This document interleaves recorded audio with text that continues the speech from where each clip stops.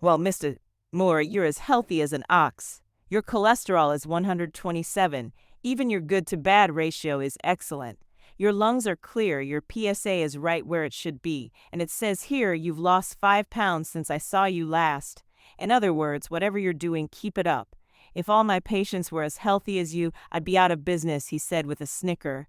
So, Doc, is there anything wrong with me? Steve, is there something in particular you're interested in? Just the blood work. He looked at the results again. Nothing. Absolutely nothing, he said, closing my file. I'll see you next year. My nurse will make the appointment on your way out. Damn, that was a load off my mind. At least I won't have to do anything unwanted with the two of them for giving me HIV or STD. I said to myself as I got into my car and headed back to work, that's one thing I won't have to worry about ever again. Now, if I could just narrow down the suspects. You see, I just found out for sure my loving wife, Beth, is cheating on me with one of our friends. After 9 years of bliss, I'm plotting my revenge on her and her screw buddy, whomever it is. Am I in a hurry? Not really.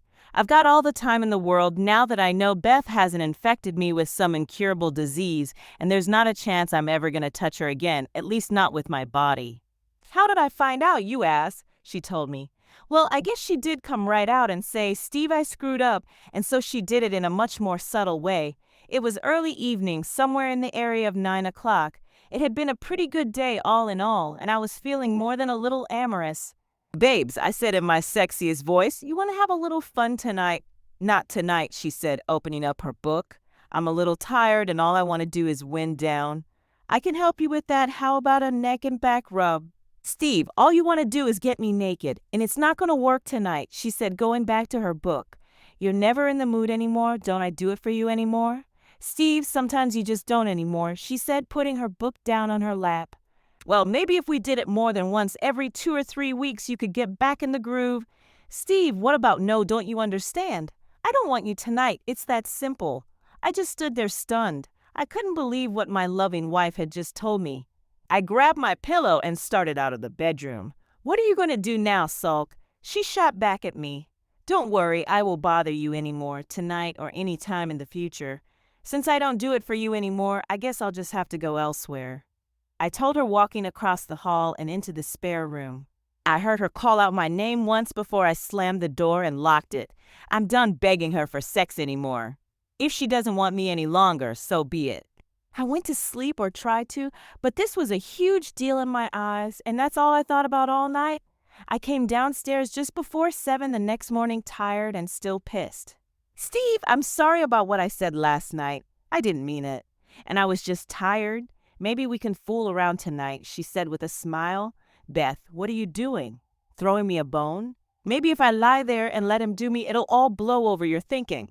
Well, I wouldn't touch that goddamn body of yours if it was the last one on earth, I spewed at her, so you don't have to worry. I won't be asking you for sex any longer, I said, grabbing my briefcase. I probably won't be home for dinner tonight.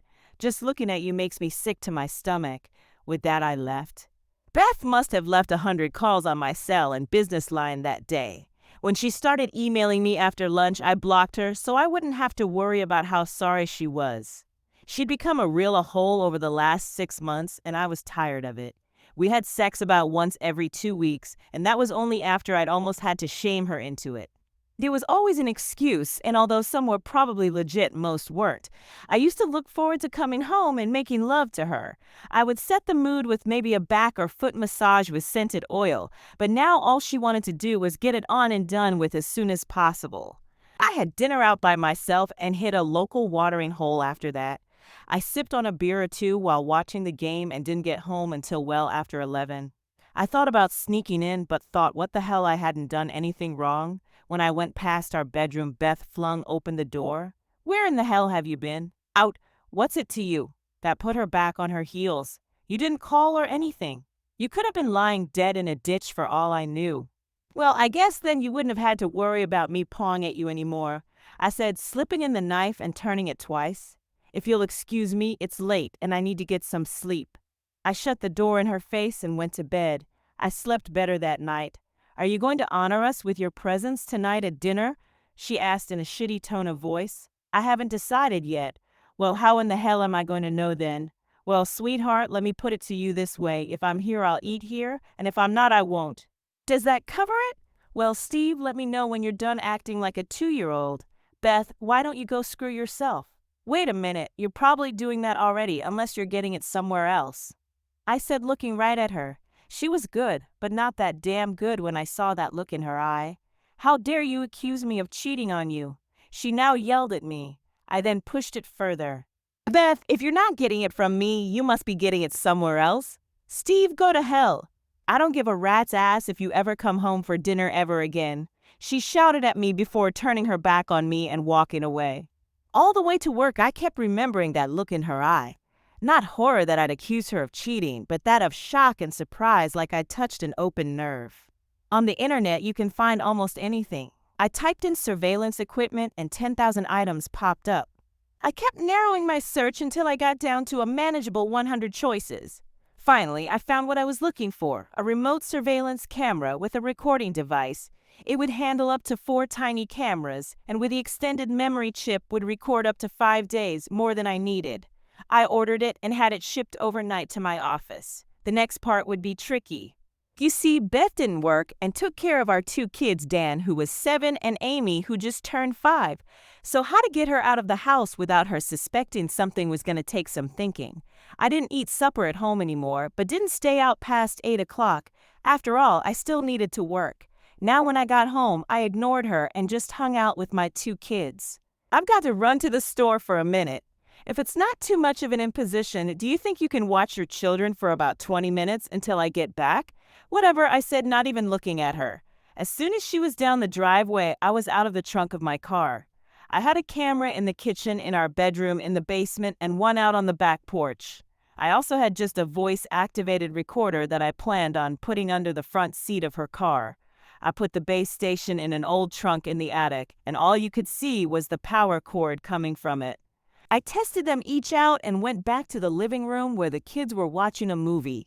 It was unbelievable how small they actually were. I knew where I put each, but had a hard time even seeing them myself. The next few days should be interesting. Are you coming to an end at Dick's BBQ on Saturday? Beth asked Wednesday night.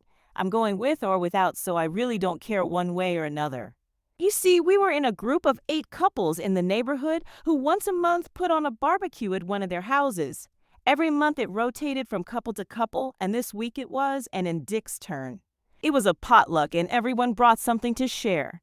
You sweet-talking girl, with an invitation like that, how could I refuse you? I said as sarcastically as possible.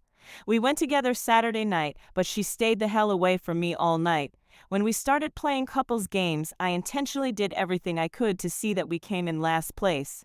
I watched the tapes for 3 weeks and saw nothing out of the ordinary. The only thing that piqued my interest was a conversation Beth had with one of her girlfriends. I just wished I could have heard both sides of the conversation. He still won't sleep with me, and it's going on for 4 weeks. I didn't think he'd last this long. I know I hurt his little ego, but he just won't ever leave me the hell alone. No, we're not getting a divorce. It's not that bad. Well, not yet anyway. I bought a new outfit yesterday at the mall that would bring a dead man back to life, and I plan on springing it on him tonight. If that doesn't work, nothing will. I'll give you a call tomorrow to tell you how he liked it. Well, at least I knew what she was planning tonight. I just wasn't sure how I was going to react. I guess I'll just have to play it by ear and see what happens. At least she's still trying. Maybe I was wrong about her cheating. Even with all my fancy electronics, I didn't have a shred of evidence that even remotely suggested it. I still ate out, not wanting to change my pattern and throw her off her game, but I did get home about 7:30. "Ma, you're home early for a change," she said with a smile. "If you're still hungry, there's some meatloaf in the refrigerator and apple pie in the oven," she said casually, fully knowing that apple pie was my favorite. She sure was bringing out all the big guns. At about 8:30, I carried 2 tired kids up to their bedrooms. I helped them get undressed and put them to bed while Beth cleaned up the kitchen. I gave them each a hug and kiss before turning out the lights. I then went downstairs and turned on the television in the living room and waited. I didn't have to wait long. She was right, that outfit would raise the dead. It was jet black and scarlet red with just enough material to hide what I didn't want hidden. Good Lord was the only thing that went through my mind. "You got any extra time for me tonight?" she asked, walking into the room. I wanted to scream hell yes at the top of my lungs, but just calmly asked her what she had in mind. I have something in the bedroom that needs your attention. That is, if you're not too busy or still angry with me. Well, let's go look. I don't have anything pressing at the moment, I said, forgetting why I was even mad at her at this point. She took me by the hand, and by the time we hit the bedroom, we were kissing. It was every bit as good as I'd remembered it. God damn, it felt good. We made love twice and fell asleep in each other's arms. I had a wife again. Life was good. No, life was great. We were a couple again, and I even started cooking dinner so she could finish her other projects before we went to bed. We didn't do it every night, but we made sure Fridays were always open for date night. And if I hadn't gone into the attic to disconnect that damn tape player, I'd still be in wonderful bliss. I reset it and took the memory card to work. That's when my world ended. It was the 5th day on the tape, the day after our fabulous night. I deleted the other 4 days, and just for kicks, I decided to listen to it. Beth is probably going to call her girlfriends and tell them how I rocked her world that night, I said, pumping myself up. But what I heard wasn't a conversation with one of her girlfriends, it was with someone else, a man. Well, I took care of our problem last night. It was so easy, and Steve never knew what hit him. That outfit you bought me did the trick. I had him drooling all over me before we even got to her bedroom. I was going to let him do anything he wanted that night. I could hear laughing through the phone. I wanted to reach through the tape and strangle the two of them. Don't worry, I only need to give him a taste once in a while, and that should keep him happy and content. I thought for sure he'd notice, but hell, it had been so long, he probably couldn't remember what it used to feel like. I plan on keeping him happy and satisfied this way. We'll have all the time in the world. She told whomever was speaking to on the other end of the line. We just have to be careful. We don't need to get caught now. You keep your wife happy, I'll keep my husband happy, and we can still find more than enough time for ourselves. Maybe we'll be able to sneak away at the Saturday barbecue for a little fun. I love challenges. Well, let me go. I've got dinner to prepare, and the kids will be home soon. Of course not. I gave him some the day before yesterday. I'll just tell him I've got my period, he'll never know. Beth said hanging up on him in our marriage. I watched and listened to the tape at least 3 more times, hoping to get a clue to who was on the other end of the phone. The only thing I knew for sure, it was someone I knew, a friend, if you could call someone that was banging your wife. At least I reset everything before I left. I thought to myself, even without the chip, I could get 12 hours on the small mainframe the unit came with. I guess it's back to recording everything again, I said as I clenched my fists. My payback is going to be so complete, they're going to wish they'd never been born. Of course, I didn't have a clue yet what it was going to be, but I had time. I wanted to savor what I was about to do. The first thing I did was to get checked out. There was too much shit out there, and STD was the first thing that popped into my head. Just my luck, she probably gave me STD and I'm going to die. Thankfully, that wasn't the case. My next task was to figure out who the culprit was.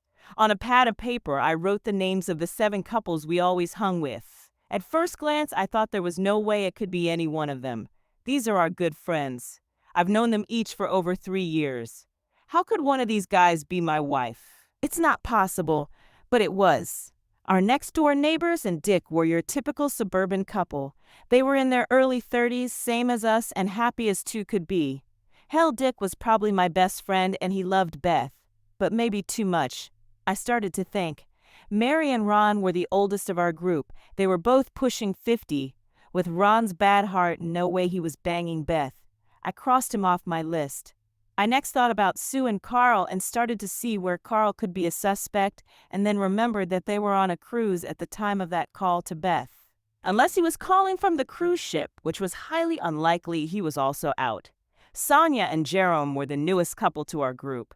They moved into our neighborhood from Chicago about 3 years ago. He was a sales rep for a drug company and was always on the road. We'd known Betty and Andy for about 5 years. Betty always had to watch Andy at our get-togethers because he liked his beer more than once someone had to help him home. When he got drunk, he flirted with the ladies, but hell, most of the husbands did. I thought about keeping him on the list, but figured a drunk couldn't be that good in bed. But how about when he sobered up? So I left him on. Of all the couples, I knew it wasn't Vicky and Mike. They were still in the newlywed stage of their marriage, even after 6 years. More than once, someone said we'd have to hose the two of them down as they exchanged lips or got more than friendly in the hot tub at one of the houses. I envied the two of them. Beth and I'd been married 9 years, and compared to the two of them, we acted like we'd been married 50, well, her anyway. I didn't even have to think twice about keeping Chris on my list.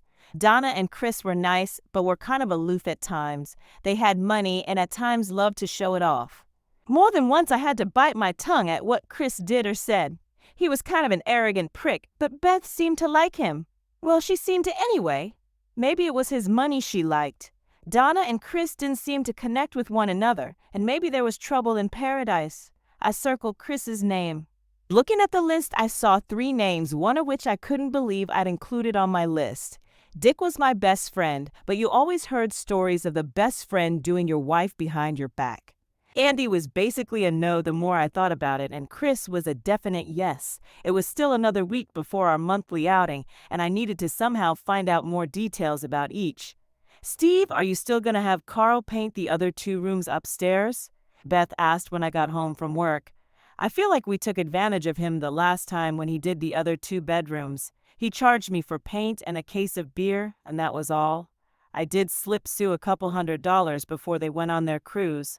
I told her friendship was one thing, but business was business. Let me think about it. There's no real hurry with the kids' rooms there. Well, we've got the barbecue next, and I want the house to look nice. Babes, the house always looks nice. Who in the hell is gonna go upstairs and look at the paint on our walls? Steve, it's a woman thing, okay? Stupid witch, she's gonna have more to worry about than paint when I figure out who she's doing. At the party, I watched all the guys like a hawk. Andy was downing the beers like water, and Dick was being nice and helping Beth put out all the food on the deck tables. Chris was his arrogant self, and if I was reading Beth's body language right, she was getting turned off about his explanation about how he'd made a killing on Apple computer stock. Unless they were putting up a good front, Carl was falling down a notch or 2 on my list. With Carl and Andy seeming more and more unlikely candidates, that left my good buddy Dick as my prime suspect. After the party, and then Dick stayed over to help us clean up. "Good party, wouldn't you say?" I asked Dick. "Yeah, it looks like everyone had a good time, especially Andy," Dick said with a snicker. Betty threw him an elbow after his 3rd beer and told him if he got drunk again tonight, he was sleeping on the couch. He must have nourished that last beer for 2 damn hours. We both laughed. "Steve," Dick said, looking around to see that no one was in hearing distance, "can you keep a big secret, even from Beth?" I nodded yes. "I'm fixing to take my wife on a 2nd honeymoon. When we first got married, we didn't have any money, so we just stayed in a hotel for a long weekend. I booked a 7-day cruise for us, and it leaves in 2 weeks. I haven't said a word to and told her boss all about it so she could get the time off." I just stared at him now in disbelief. In my warped mind, he'd moved up to numero uno, and now he was telling me about taking his wife on a 2nd honeymoon. "Steve, I just need you to look after my place. Her mom is going to watch the kids, but if you could just look in once or twice, I'd appreciate it, and is going to go nuts when she finds out," he said with this huge grin. "We may not even make it out of our room, but at least I got one with a balcony, so we'll see some of the sights." "You dog," I said to him. "How long have you been planning this?" "I've been saving for almost 6 months. I almost shit when Sue and Carl went on theirs and then lamented about their good luck. Hell, when Sue called in on her cell phone and emailed her a picture of the Mexican pyramids, I thought I'd busted my gut. Those 2 almost ruined my surprise. Dick, how could Sue call in?" "Steve, hello?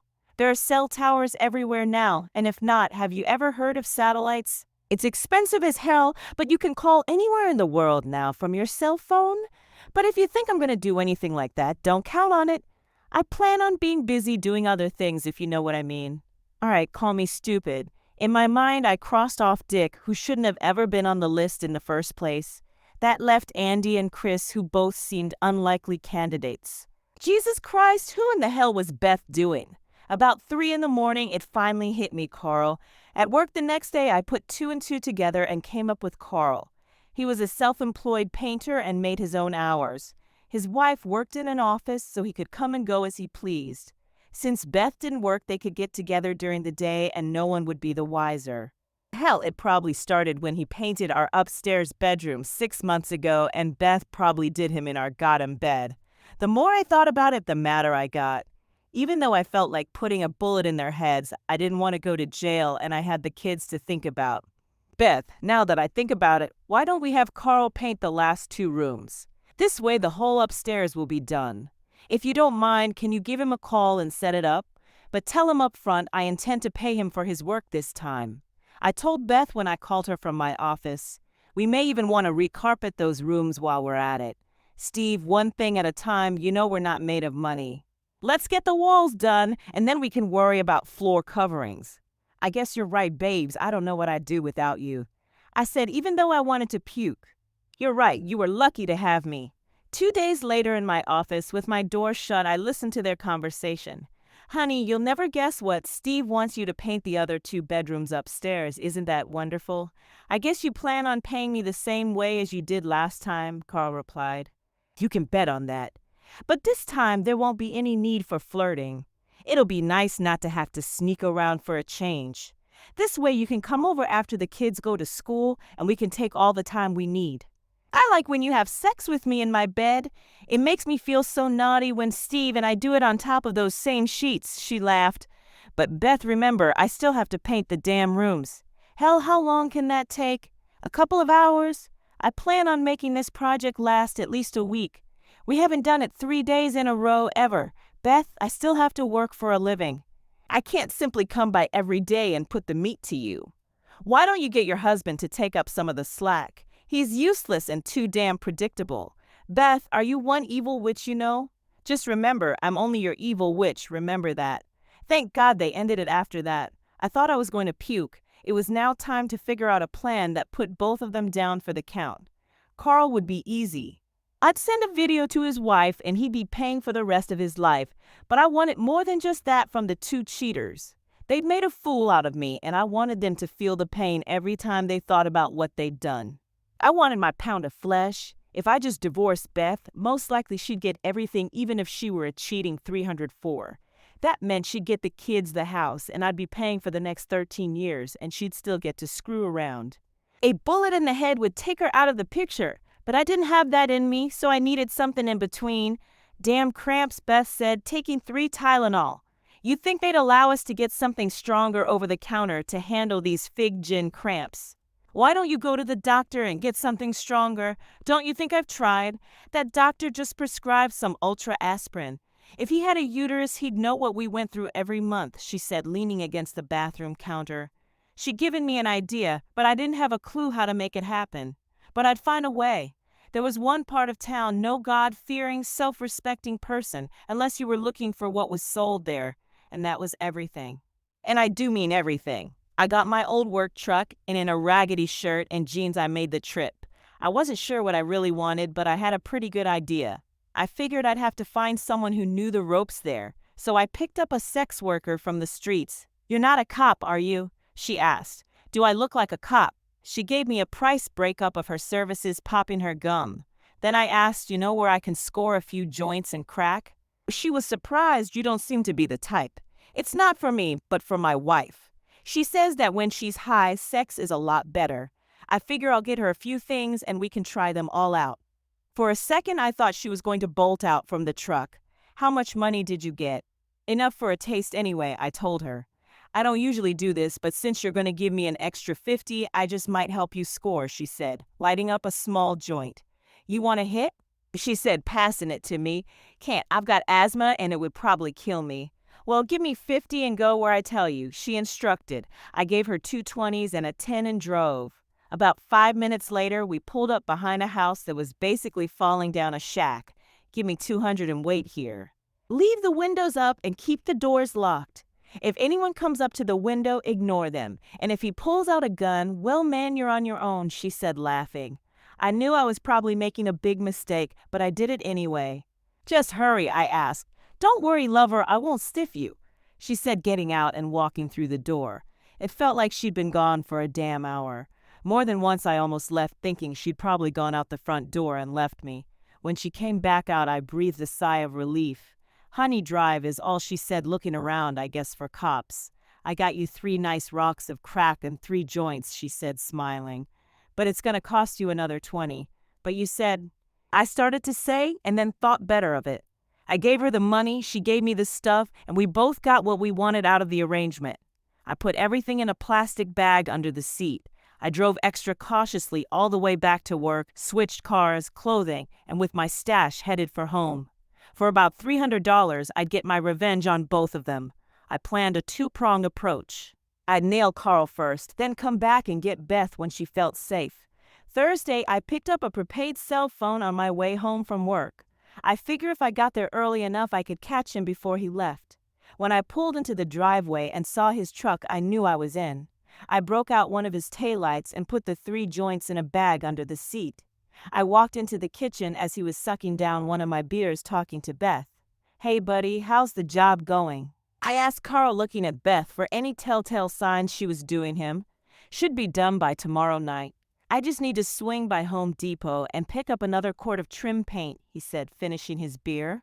"Here, let me get you another," I said, getting both him and me one. "Remember, I'm paying you in cash this time," I said, giving him $320 bills. "I'll give you the rest tomorrow. I spent some of it on the way home, but I think you know I'm good for it," I said with a big smile. We shot the shit, and just before he left, I made up an excuse that I'd forgotten to pick up something at the store and would be back shortly. I thanked Carl for his help and walked out. I was down the street when he passed me getting on the main drag. 911, what is your emergency? The operator asked. There's this guy in a white pickup selling drugs to kids in my neighborhood. I told him to leave and he said he could sell his shit wherever he wanted to. I've got him in front of me right now and we're driving down Main Street just past Marshall. His license number is DL5E512 and like I said, it's a white Chevy with a broken right tail light. I hung up and waited. We drove and drove until I figured my plan wasn't going to work. A block before the Home Depot exit, a cop pulled him over, and then another one pulled right in behind him. The first cop went up to his truck, and I guess said something about his broken taillight as Carl got out, and they walked to the back of his pickup. When the second cop brought out a dog, I pumped my fist in the air. Thinking he had nothing to hide, Carl opened his truck door, and I guess gave him permission to search his vehicle. Those dogs are good, as he found the joints in less than a minute. I was loving every second of it when they handcuffed Carl and put him in the back of the police car. I'd seen enough, so with a big smile on my face, I headed for home. Carl didn't make the news, but his picture was posted online under the county arrest website. You'd be surprised how many people have nothing better to do than to look up shit like that on the computer. Someone in the neighborhood saw it, and the news spread like wildfire, especially since he was charged with drug possession and distribution. I knew the possession would stick, but hell, he'd never get convicted for distribution with only 3 joints. But he did have the $300 in cash that I gave him. Hell, he'd be lucky to get any real jail time by the time it was over. But the exposure was what I was looking for, and he got that. "Sue, if there is anything I can do to help, please let me know," I told her. I can't believe that it happened. The last time I saw him was when he and Beth were having a beer in our kitchen when I came home early that day. Steve, I never knew Carl even smoked pot. He says it wasn't his, but it was his truck. I'm not that naive. I figured he'd be done with your house by Wednesday. Sometimes I just don't understand him, she said angrily. Well, if you need anything, you know where I live. She thanked me again. Carl was the brunt of jokes and conversation at our next get-together. Sue didn't show either. I didn't blame her. It was there I put the second phase of my plan into play. All night long, I sprinkled crack powder into Beth's drink. I made sure there was plenty of alcohol in them so she couldn't taste the difference. When I told her that I'd forgotten the salad she'd made, she got pissed, especially since I told her I was too drunk to drive. "I'm sorry, honey. Here, let me get your purse and keys," I said, going into Betty and Andy's bedroom where our coats and everything else was. I dropped in the 2 vials with the last 2 rocks of crack and went out and gave Beth her keys and purse. "Steve, you owe me big time for this. I'll expect at least an hour foot massage when we get home," she said, grabbing her purse. There was only one way to get to our house from Betty and Andy's. As soon as she pulled down the driveway, I did it again. 911, what's your emergency? There's a crazy woman driving a dark blue Toyota down Wilmore Street. She cut me off and knocked down 2 mailboxes, almost hitting my kids. I don't know if she's drunk or high, but you gotta stop her. I hung up and destroyed the phone. Beth never came back with a salad. Betty, she's not answering her cell or the house phone. I said in a worried tone. It's been over an hour. I hope she wasn't in an accident. Steve, why don't I drive you home and let Andy drive around? Maybe she just lost her phone and is stranded somewhere. Come on, let's see if we can find her. Betty and I drove up to a dark house. I used my spare key to open the door and found the bowl of salad on the kitchen counter where I'd left it. I guess she never made it home. While Betty checked with Andy, I could see the light flashing on our answering machine. The first message was from my parents saying that they weren't bringing my kids back until 9 because they were going out to dinner. The second one was from Beth. There was a lot of crying and pleading for me to come get her because she'd been picked up for driving under the influence and possession of crack cocaine. Betty, she's been arrested for possession of drugs, I said in my best surprised tone of voice. I don't understand. Beth doesn't do drugs. What the hell is going on? Steve, where are your children? At my mom's, I replied, why don't you call her and tell her to keep the kids and you and I can go down to the station and straighten this mess out. I made the call and we left. I can't believe this is happening. First Carl and now Beth. What the hell is going on? I've never seen her take anything stronger than aspirins, even though she talked about wanting something stronger for her monthly cramps. But she wouldn't do this, would she? Beth was being held in possession, and it would take me 24 hours to get her out. Beth, why are you doing drugs? Did Carl get you into it? How could you do this to us? I said loud enough that Betty could hear. Steve, this is a huge mistake. I promise you I'm not doing drugs. I don't know how they got into my purse. Someone must have planted them on me. Beth, you're saying one of our friends at the party planted cocaine on you? Do you really expect me to believe that? Steve, you have to. I'm innocent. Well, I won't be able to get you out until Monday when I can get the cash from the bank. You better think about what you've done and have answers for me on Monday. I told her in an angry tone. Steve, listen to me. I don't do drugs. You have to believe me. Do you think I'd lie to you? You better not be lying to me, Beth, and if you are, there will be consequences. I'm going to have Betty take me home so I can get the kids from Mom's. And don't worry, Betty is the only one who knows you're in jail. I left a crying Beth. It was all coming together. When my mom brought the kids back, I told her that Beth had been picked up by the police for possession of drugs. She thought I was joking until I told her I was dead serious. She's been acting weird for a while. Maybe something's going on that I don't know about, I told her. Steve, I know Beth. This has to be just a big misunderstanding, you'll see. But I didn't see that. With the kids tucked away, I reviewed this week's tape. It was as I suspected. Carl and Beth were having a full-blown affair.